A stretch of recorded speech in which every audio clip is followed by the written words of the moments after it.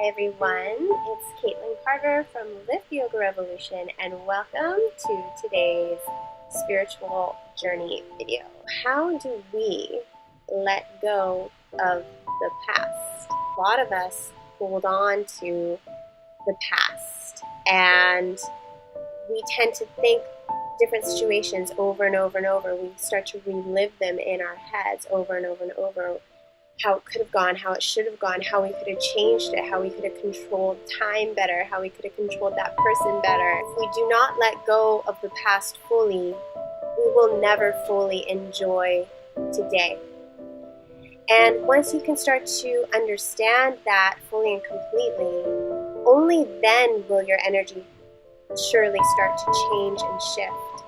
How do we do that? How do we let go of the things that have happened to us in the past? Because we all have experiences. We are not alone. We all have bad experiences. We all have good experiences too that mold our mind and allow us to see things differently as well.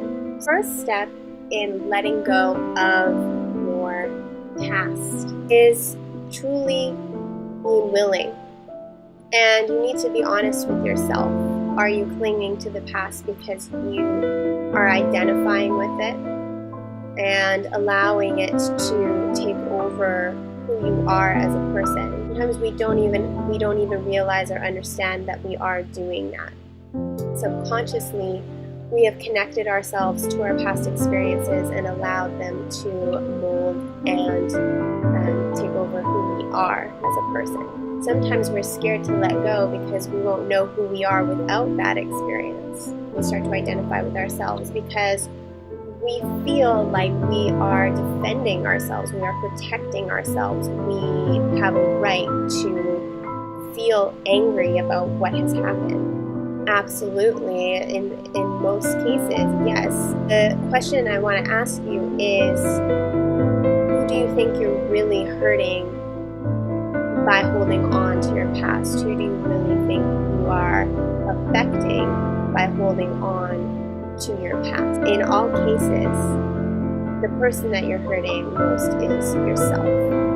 By holding on to resentment, by holding on to judgment, by holding on to fear, by holding on to all of those different negative feelings, you are creating a space within your body that is toxic. Person that you are holding this resentment towards, most cases, does not even know that they did anything wrong or even know that you're holding that resentment against them. And they're off living their lives and moving on with the show. And the situation is closed. Life is a series of chapters, and if you don't close one chapter and move on to the next, the story cannot move in a direction that is positive. The second step is releasing physically. So we tend to hold anger, judgment, resentment, all these toxic emotions within the body, sitting quietly and feeling all those different aches or pains within the body, noticing where you're feeling it and starting to breathe into that space of the body. Second part to this releasing step.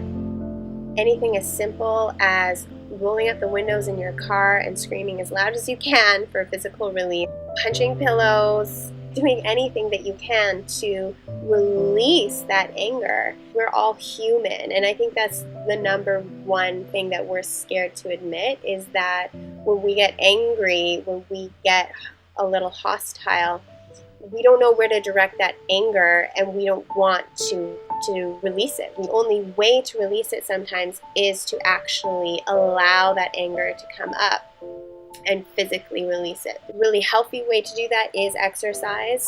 Kickboxing is great, running, yoga is great, but I do find if you are really feeling that tension and that real energized feeling of anger, the best thing to do is something adrenaline based to get that energy moving up and out of the body. The third step to this is ultimate forgiveness.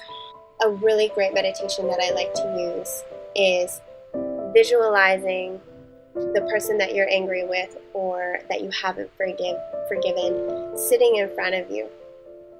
And There's a light filtering through the top of your head and a light filtering through that person's top of their head.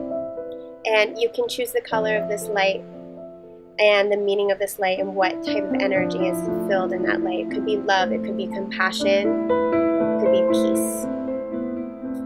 And as that light starts to move through the top of your head, as you breathe in, as you exhale, envision that light moving outwards from the heart chakra to that person's heart chakra.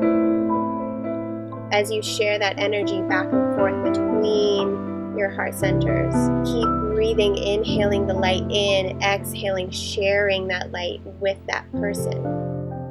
And I find this meditation to be so incredibly powerful that the few times that I have done it, when I really needed it, a really overwhelming sense of compassion has come over me, and seeing that person's side of things, wanting the best for them and wanting their happiness, and just wanting to release any resentment that I've ever held against them. And if you're truly committed to the breath and truly committed to letting go and finding that light of compassion and that energy that you can share between you and that person, you will be very surprised at the amount of forgiveness that may come up in you. So holding on to the past is a big, big deal. And if you're holding on to it for identification of who you are, know that that isn't who you are.